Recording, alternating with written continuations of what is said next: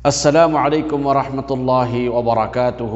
الحمد لله رب العالمين، والصلاة والسلام على أشرف الأنبياء والمرسلين نبينا محمد وعلى آله وأصحابه أجمعين.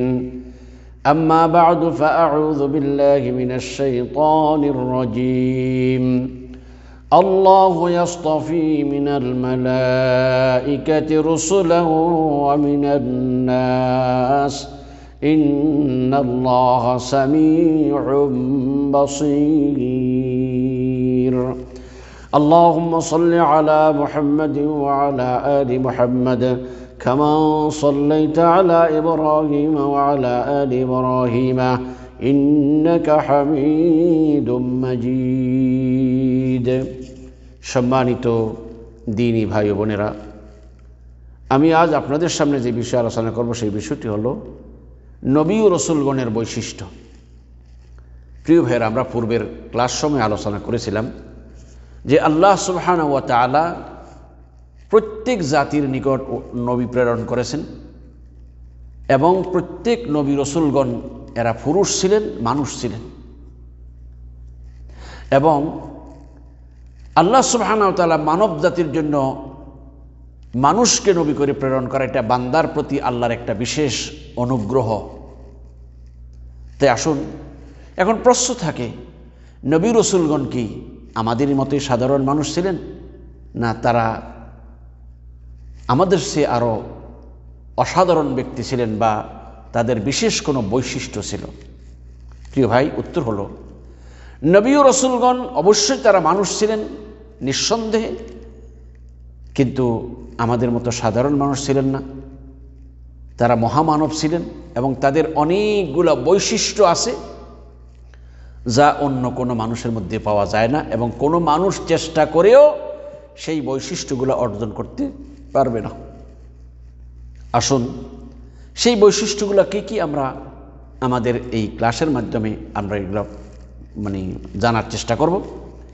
প্রিয় ভাইরা, আমি এই বৈশিষ্ট্যগুলোকে দুই ভাগে ভাগ করে আপনাদের সামনে তুলে ধরার চেষ্টা করব ইনশাআল্লাহ, যাতে করে একবারে লম্বা হয়ে আপনাদের জন্য কষ্টের কারণ না হয়। তাই আমি সংক্ষেপে আলোচনা করব ইনশাআল্লাহ। প্রথম বৈশিষ্ট্যটি হলো যে সকল নবী রসুলগণ আল্লাহর পক্ষ থেকে মনোনীত, অর্থাৎ আল্লাহ সুবহানাহু ওয়া তাআলা সকল মানুষদের মধ্য থেকে, সকল মানবের মধ্য থেকে বাছাই করে নবী রসুলগণকে তিনি নবুয়তের জন্য তিনি সিলেক্ট করেছেন, মনোনীত করেছেন। তাহলে এটা হলো যে সমস্ত নবী রসুলগণ আল্লাহর মনোনীত, এরা আল্লাহ সুবহানাহু ওয়া তাআলার বাছাইকৃত বান্দা।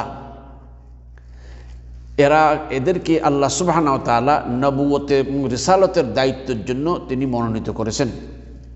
তারা দুনিয়ার নীতি অনুযায়ী নির্বাচনের মাধ্যমে কেউ নবী রাসূল হননি, বরং আল্লাহ সুবহানাহু ওয়া তাআলা তাদেরকে নির্বাচন করেছেন, আল্লাহ তাদেরকে পছন্দ করেছেন এই দায়িত্ব পালনের জন্য। এই মর্মে আল্লাহ সুবহানাহু ওয়া তাআলা সূরা হাজের ৭৫ নং আয়াতে কি বলেছেন? আল্লাহু ইয়াসতাফি মিনাল মালাইকাতি রুসুলান ওয়া মিনান নাস।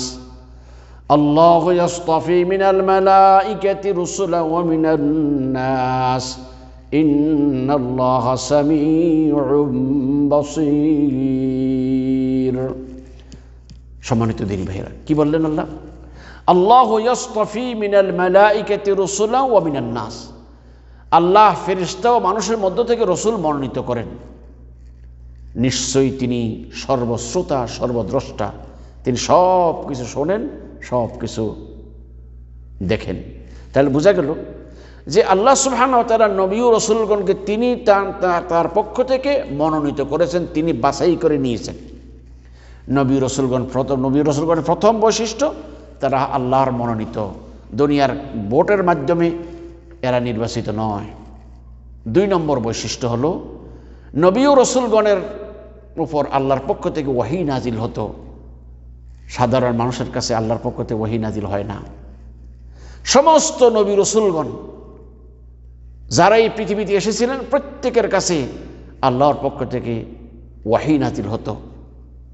আল্লাহ সুবহানাহু ওয়া তাআলা কোরআনুল কারীমের সূরা কাহফের ১১০ নং আয়াতের মধ্যে আল্লাহ পাক বলেছেন, আল্লাহ নবীকে লক্ষ্য করে বলছেন, কুল ইন্নামা আনা বাশারুম মিসলুকুম ইউহা ইলাইয়া, হে নবী আপনি বলুন আমি তোমাদেরই মতো মানুষ, তোমাদেরই মতো একজন মানুষ, কিন্তু ইউহা ইলাইয়া আমার কাছে ওয়াহি প্রেরণ করা হয়, আমার কাছে ওয়াহি আসে, তোমাদের কাছে ওয়াহি আসে না। আমি প্রতিনিয়ত আল্লাহর পক্ষ থেকে নতুন নতুন মেসেজ, নতুন নতুন বার্তা পাই, যেটা তোমরা পাও না। তাহলে নবী রাসূলের দ্বিতীয় বৈশিষ্ট্য হলো ওয়াহি। এ মর্মে আল্লাহ সুবহানাহু ওয়া তাআলা কোরআনে কারিমে বলেছেন, কুল ওয়ামা আরসালনা ক্বাবলাকা ইল্লা রিজালান নূহি ইলাইহিম। সূরা আম্বিয়ার ৭ নং আয়াতে আল্লাহ বলেছেন ওয়ামা আরসালনা ক্বাবলাকা, আর আমি আপনার পূর্বে যাদেরকে পাঠিয়েছি, ইল্লা রিজালান নূহি ইলাইহিম, আমি আপনার পূর্বে পুরুষকে পাঠিয়েছিলাম, সমস্ত যাদেরকেই নবী বানিয়ে পাঠিয়েছি পুরুষকে পাঠিয়েছি, এবং তাদের কাছে আমি ওয়াহি প্রেরণ করেছি। সূরা আম্বিয়ার ১৭ নং পারার সূরা আম্বিয়ার ২৫ নং আয়াতের মধ্যে আল্লাহ বলছেন যে আমি আপনার পূর্বে যত নবী রসুলগণ প্রেরণ করেছি প্রত্যেক নবীর রসুলের কাছে এই ওয়াহি পাঠিয়েছি যে আল্লাহ ছাড়া সত্যিকার কোনো ইলাহ বা উপাস্য নেই, তারা যেন আল্লাহর ইবাদত করে। তাহলে বোঝা গেল যে প্রত্যেক নবী রসুলগণের কাছে ওয়াহি প্রেরণ করা হতো, যেটা অন্য কোনো মানুষের কাছে প্রেরণ করা হয় না। আর মানুষ চেষ্টা করলেও এই মর্যাদা কখনো হাসিল করতে পারবে না। ৩ নম্বর বৈশিষ্ট্য, নবী ও রসুলগণের ৩ নম্বর বৈশিষ্ট্য হলো তারা নিষ্পাপ। তারা আল্লাহর পক্ষ থেকে যে দায়িত্ব তাদের উপর দেওয়া হয়েছে সে দায়িত্বের ক্ষেত্রে তারা সামান্যতম কোনো ত্রুটি বিচ্ছুতি করেনি, এবং নবী রসুলগণ কখনো কোনো কবিরা গুনায় লিপ্ত হননি। এরা মাসুম ছিলেন, নিষ্পাপ ছিলেন, এটা তাদের বৈশিষ্ট্য, এটা অন্য কারণ নয়। আল্লাহ সুবহানাহু ওয়া তাআলা সূরা আন-নাজমের প্রথম কয়েকটি আয়াতের মধ্যে এর ব্যবহারে বলেন, আল্লাহ বলেন ওয়ান নাজমি ইযা হাওয়া, ওয়ান নাজমি ইযা হাওয়া মা দাল্লা সাহিবুকুম ওয়া মা গাওয়া ওয়া মা ইয়ানতিকু আনিল হাওয়া ইন হুয়া ইল্লা ওয়াহয়ুন ইউহা। আল্লাহ রাব্বুল ইজ্জতুল জালাল কি বললেন, ওয়ান নাজমি ইযা হাওয়া, কসম নক্ষত্রের যখন সে অস্ত যায়, অর্থাৎ যখন সে ডুবে যায়। মা দাল্লা সাহিবুকুম ওয়া মা গাওয়া, তোমাদের সঙ্গে অর্থাৎ মুহাম্মদ সাল্লাল্লাহু আলাইহি ওয়াসাল্লাম পথভ্রষ্ট হয়নি এবং বিপদগামীও হয়নি। তারপর যে ইন হুয়া ওয়া মা ইয়ানতিকু আনিল হাওয়া ইন হুয়া ইল্লা ওয়াহয়ুন ইউহা, আর তিনি তার মন গড়া কোনো কথা বলেন না, তবে যা তার কাছে ওয়াহির প্রেরণ করা তাই তিনি বলেন। তার মানে হলো রাসূলুল্লাহ সাল্লাল্লাহু আলাইহি ওয়াসাল্লাম নিজের মন মতো কোনো কথা বলেন, শুধু বরং পূর্বের সকল নবী নিজের মন ইচ্ছা মতো কোনো কথা বলতেন না, যা তাদের নিকট ওয়াহি হিসেবে প্রেরণ করা হতো তাই তারা মানুষের কাছে বর্ণনা করতেন। তাহলে বোঝা গেল যে নবী রসুলগণ নিষ্পাপ ছিলেন, তারা দায়িত্ব কর্তব্য পালনের ক্ষেত্রে কোনো রকমের ত্রুটি তাদের হয়নি, আর তারা এমনিও কোনো গুনাতে কবিরা গুনাতে লিপ্ত হননি। ৪র্থ নং বৈশিষ্ট্য হলো যে নবী রসুলগণ ঘুমাতেন, আমরা যেমন ঘুমাই, তবে আমাদের মধ্যে আর নবী রসুলদের পার্থক্য কি? নবী রসুলগণের চোখ ঘুমালেও অন্তর ঘুমাতো না। তার মানে যেমন আমরা যখন ঘুমাই দুনিয়ার সব খবর আমরা মানে বেখবর হয়ে যায়, আমাদের আর কোনো হুঁশ থাকে না, কিন্তু নবী রসুলগণ ঘুমাইলেও তাদের অন্তরটা জাগ্রত থাকতো। এ ব্যাপারে একটি হাদিস হযরত আনাস ইবনে মালিক রাদিয়াল্লাহু তাআলা থেকে বর্ণিত যে নবী সাল্লাল্লাহু আলাইহি সাল্লামের চোখ ঘুমাতো, কিন্তু বলতে নবী সাল্লাল্লাহু আলাইহি সাল্লাম নাইমাতুন আইনাহু ওয়া লা ইয়ানামু কলবুহু ওয়া কাযালিকাল আমবিয়াউ তানামু আ'য়ুনুহুম ওয়া লা তানামু কুলুবুহুম। ইমাম বুখারী রাহিমাহুল্লাহ ৩৫৭০ নং হাদিসে বর্ণনা করেছেন যে নবীগণ কি করতেন, ঘুমাতেন, তাদের চক্ষু ঘুমাতো কিন্তু তাদের অন্তর ঘুমাতো না। এমনিভাবে সকল নবী রসুলগণ তাদের চক্ষু ঘুমাতো কিন্তু অন্তর ঘুমাতো না। এদের মানে বোঝা কি, আসলে আমরা যেরকম বেখবর হয়ে যাই, কারণ তারা ওইরকম বেখবর হতেন না। এটা একটা নবী রসুলদের একটা বৈশিষ্ট্য ছিল। ৫ নম্বর বৈশিষ্ট্য, নবী রসুলগণের ৫ নম্বর বৈশিষ্ট্য হলো যে নবী রসুলগণের মৃত্যুর পূর্বে তাদেরকে দুনিয়ায় থাকা এবং চলে যাওয়ার ইখতিয়ার দেওয়া হয়। অর্থাৎ সকল নবী রসুলগণকে মৃত্যুর পূর্বে এই ইখতিয়ার দেওয়া হয়, আপনি কি দুনিয়ায় থাকতে চান না চলে যেতে চান। রাসূল সাল্লাল্লাহু আলাইহি ওয়াসাল্লাম দিয়েছেন।